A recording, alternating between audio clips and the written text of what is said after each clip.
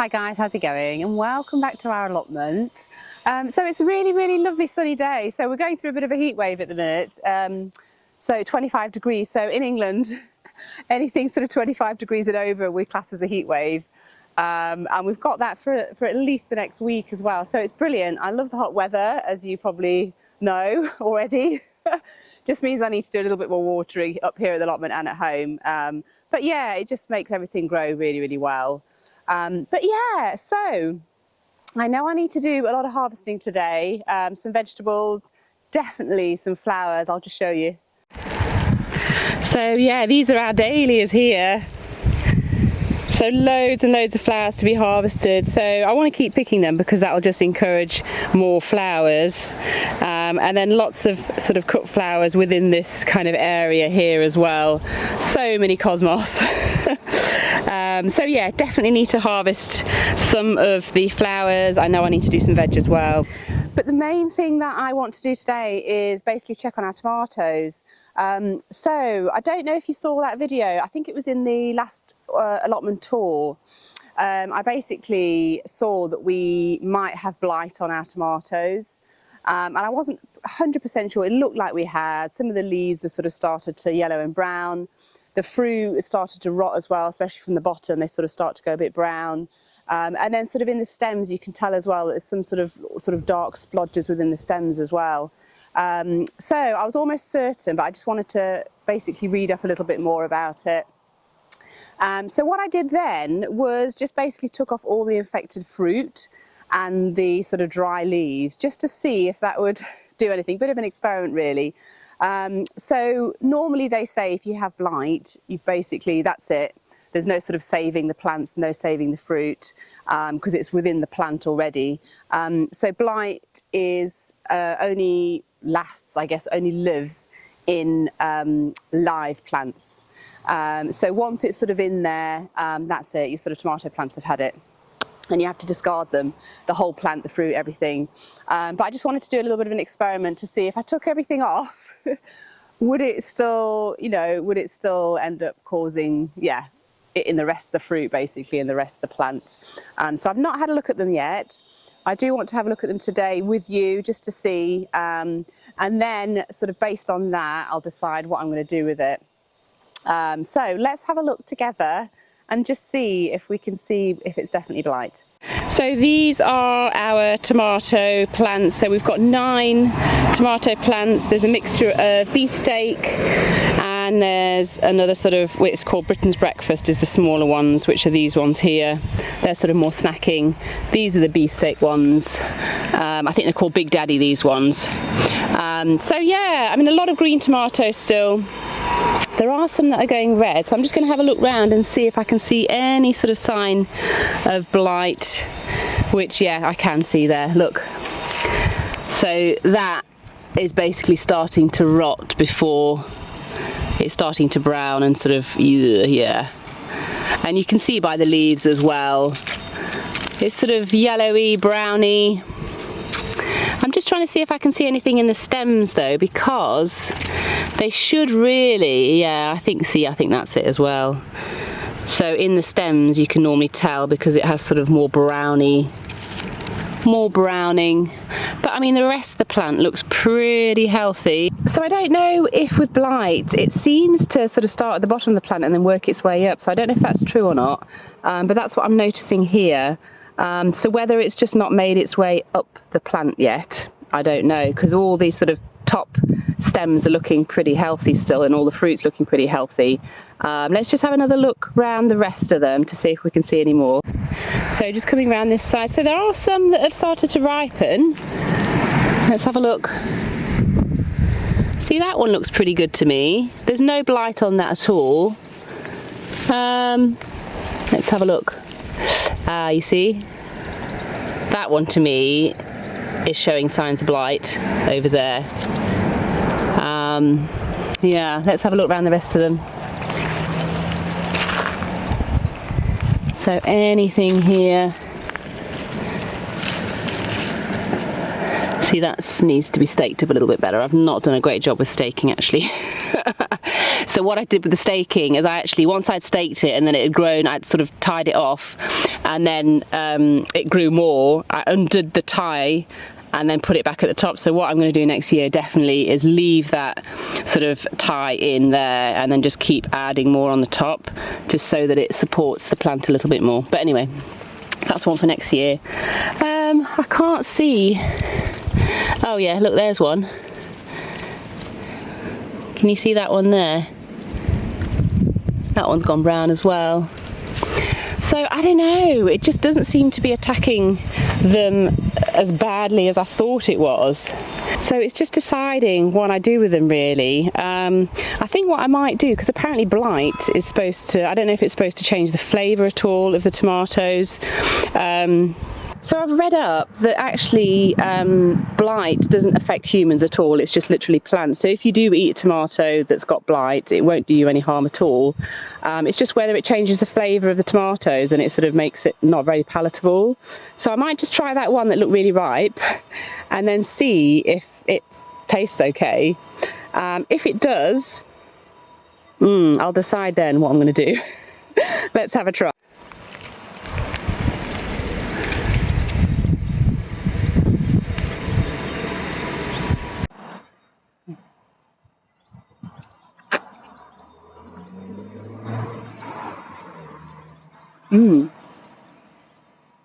That tastes really, really good. Amen of the dough.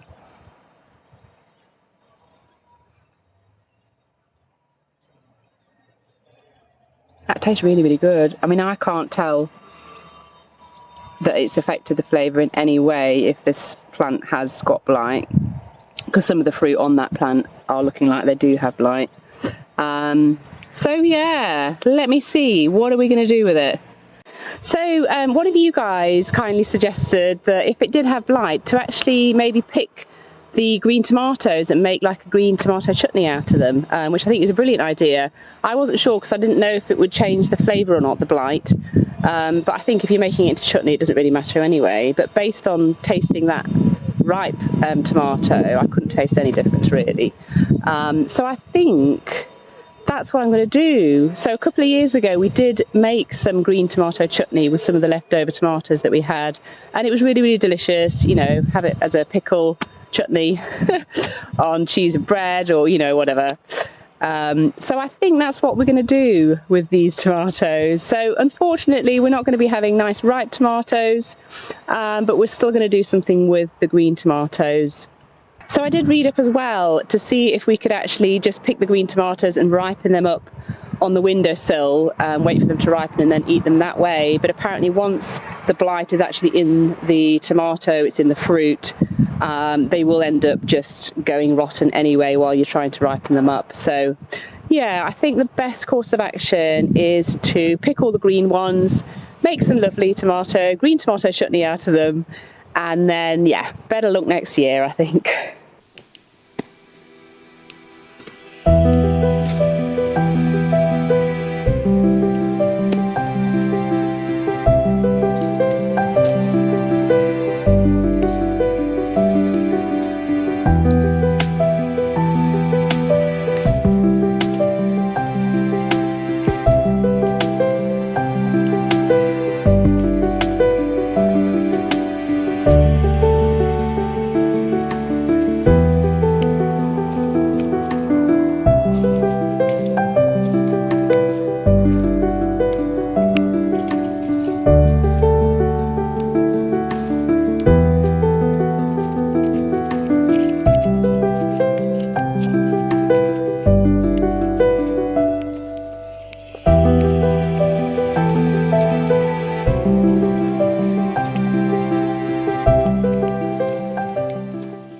I just found like a little twin tomato. How cute.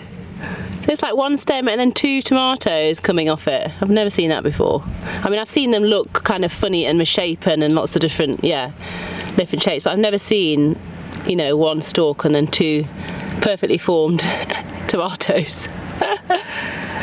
Come on then, into the bowl. Alright guys, so this is our lot. We've got loads and loads. I kind of wish they were all red, but you know what, I'm going to use them anyway, and I'm going to make my lovely green tomato chutney. There were a few kind of redding ones, and then, you know, a couple that were red already, so we'll probably eat those. I might see if these ones will ripen on the windowsill and we sort of eat them as the red ones, as the ripened ones. We'll see. But the rest of these are destined for green tomato chutney. So the next thing is to get all the tomato plants up and do something with them. So there's kind of two schools of thought really. I've been doing quite a bit of reading, and one sort of school of thought say you need to basically discard them, don't put them in the compost pile, discard them into your basically your grey bin and let them be taken away with our normal sort of rubbish. But I came across Charles Dowding's, there was basically a forum on his website, I think, and he said you don't have to get rid of the tomato plants and fruit that have got blight. You don't need to discard them. You can put them into your compost pile, and he said the reason for that is that the disease only lives in living plants, basically living plant matter. So as soon as you kind of dig them up or harvest them, the blight-ridden fruit or the blight-ridden plants, then that's it. The disease can't then take hold of whatever else you put them with, or, you know, if you're using the compost next year again, it's not going to have blight in it. So that was quite reassuring, and I do trust Charles Dowding. I think he's brilliant. You know, he's brilliant at growing veg. He knows his stuff. So I'm going to go with Charles Dowding and going with his recommendation of putting it on the compost pile and just composting it as normal. So yeah, we'll see how it goes. So yeah, let's take up all these tomato plants then, and any sort of blight-ridden tomatoes that I've left on, and we'll put them on the compost pile.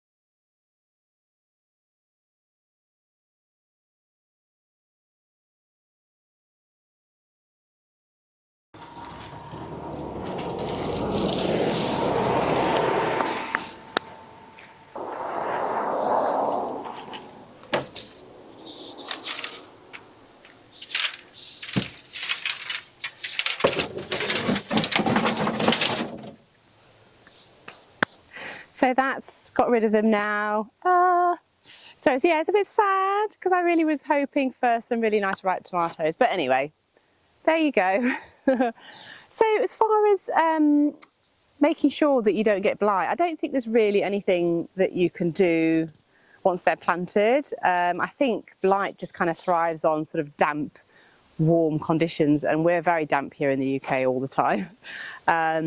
I think the only thing really is to maybe plant varieties that are more resistant to disease, and yeah, maybe space them out a little bit more. I don't know if that would help either, just to make sure that there's enough sort of airflow and sort of drier air. I don't know. I need to do a bit more reading up. So if you guys know anything more about tomato blight, then please leave your comments down below if you've got any sort of suggestions, or yeah, any sort of recommendations of how to avoid it maybe, or what to do once you've got it, or maybe some varieties that are really, really good for not getting blight, basically. So yeah, I mean, normally the seed catalogues, we order our seeds from King Seeds, and normally in the description it does say more resistant to disease, or yeah, so they normally do say it in there. So I think I just need to be a little bit more observant when I'm picking my seeds. Right, so last thing I want to do, I need to harvest some bits. So I know we've got some beans to harvest, I know we've got some kale to harvest. Anything else? Probably courgettes, but I think they're probably grown into marrows. What else? Flowers, lots of flowers I'm going to harvest as well. So yeah, let's get on with a little bit of harvesting, a little bit more joyful.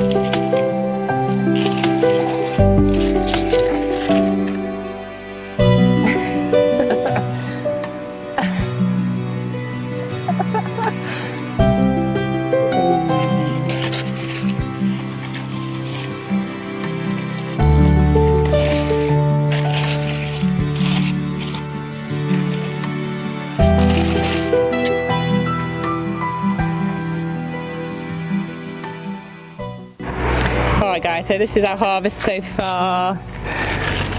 Got loads of green beans under there, courgettes, kale, spring onions, beetroot, and a huge marrow. Look at that! Not sure what I'm going to do with that. So I think I've just got enough time to just pick a few flowers, and then I've got to go off and pick the kids up from school. So yeah, picking up a few flowers, and then we're going to take all of this lot home, and tomorrow is going to be making green tomato chutney day. Let's go and pick a few flowers.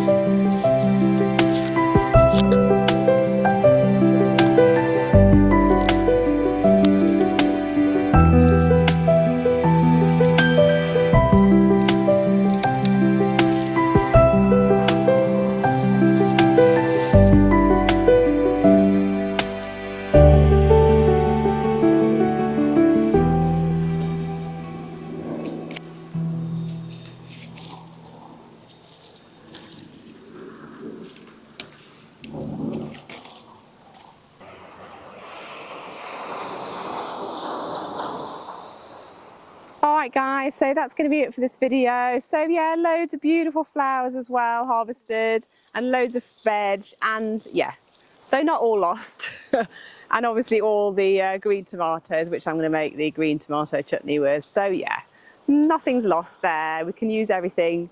Alright guys, so thanks very much for watching. I hope you've enjoyed it, and I'll see you in the next one. Bye.